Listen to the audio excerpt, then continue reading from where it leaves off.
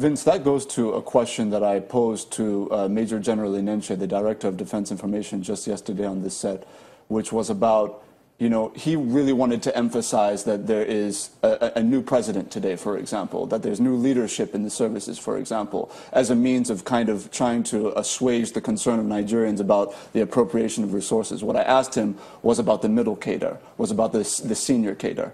Are you suggesting that the corruption of yesterday, even if we are to assume that he was correct in his assumption that the current administration is just perfectly clean and that they're altruistic, if we assume that, then should there still be a concern that at those middle strata of these agencies, that there is still going to be that corrupt tendency from yesterday?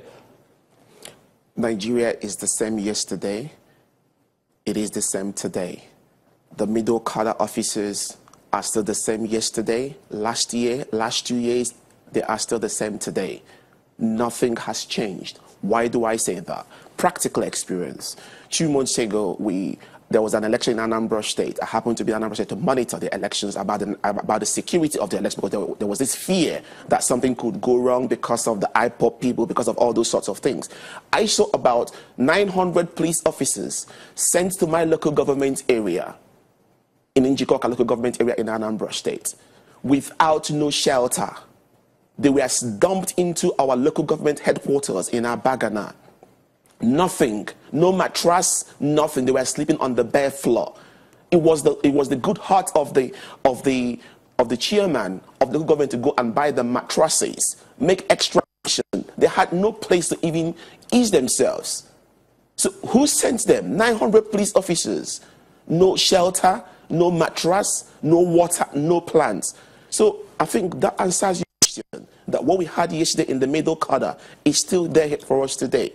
I don't know what happened with the army. I'm talking about what happened to the police that I saw during the Anambra State elections. It's a practical experience that nothing has changed. You know, when we're looking at $1 billion being released granted, you know, the president's request granted by the state governors, they're saying that they want to build military intelligence capabilities. Now, there's a big debate right now in the political realm about what the role of the National Assembly should be in this, for example. There's a line of thinking that because the excess crude account is not just federal government property, but the property of the 3 tiers, that it's not the National Assembly that should be kind of oversighting this process, but rather the state houses of assembly that should be oversighting this process through their governors. What are your thoughts about how this money has been released and about kind of the policing, if you will, of the excess crude account in view of the current absence of a judgment that will dictate who governs it? I'll give you 3 perspectives. Perspective number 1, these are all the beauty, why I love this government. I love them because they know how to work together. They are a formidable united group. I love their strategies. Obviously, if you look outside the box, you see how united they are. And I love that about the government, because a government that works together can stay together, that can last long together. The other perspective is the Nigerians themselves do not understand the psychological war this is playing. There's what you talk about testing the resolve of the people. When you test the resolve of the people, when you try to say, let me play this, let me bring out my pawn. That's like a chessboard. I'll bring out my pawn. Let me see the reactions of the people. How are they going to react to this? If you allow them, they will take an inch, they will take a yard. They know what they are doing, because basically you cannot just go and dip hands into monies that belongs to the federal, state, and local government and just say, you know what, nobody should ask me questions. Hello? It's not your money. It's not your father's money. It's our money. It belongs to Nigerians. They have a right to speak up about it. And as a good leader, you're supposed to say, okay, let's talk. Let's sit down and talk via the National Assembly. All right? Now, it's left for Nigerians to decide. Are we going to, just like the youth of Nigeria, to decide, are we going to keep sitting down and allow these guys pull a wool over our eyes and just watch them? Because they know what they're doing. Before you know it, nobody will give you account of that money.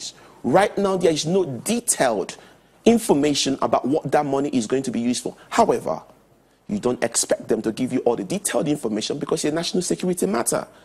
But don't forget on the other side, the terrorists are now aware that $1 billion USD is about to be brought into the fight. So their sponsors could also start looking for $2 billion USD to counter the $1 billion USD Nigeria is bringing on board. So it's no longer confidential. The bottom line, they had over 400 billion naira for budget for this year to work with. If that cannot work for you, you have to go back to the people, and that is National Assembly, to get this solved. Now, let me tell you something. A few days ago, I listened to the Governor Shetima of Borno State talking about people should not make this partisan politics about national security. And 2 weeks ago, I was on China television talking about the idea of the same Borno State government to transform the home of Muhammad Yusuf, the terror grandmaster, to a museum, to turn Sambisa Forest to a museum. Fine. We have what we call dark tourism in tourism. You can turn Sambisa Forest to a dark tourism site, just like you've got the Fukushima disaster as a dark tourism site. You've got the Kigali disaster for Rwanda genocide as a dark tourism site. All those things, but you don't set the cart before the horse. First of all, kill terrorism in Borno State. The borders are porous. All we are doing is wasting our funds. So far, those borders of Nigeria are porous. We are simply wasting our time. Monuments for those that lost their lives. Look after their families. Then you can talk about tourism. But right now, you don't have respect for the dead, for the peace of Nigeria. Thank you, Vince. We're going to take this opportunity to throw it over to Lagos. Nyota? Thank you, Ajuri. Vince, my question has to do with what you said earlier about information management and security. How do you balance that situation so that the Nigerians get to know what's being spent for what and why? And at the same time, it's not detrimental to the operations of the security apparatus. Obviously, the issue of confidentiality is very important. It's not every little minute details that we have to discuss, but we still have to tell the taxpayers what we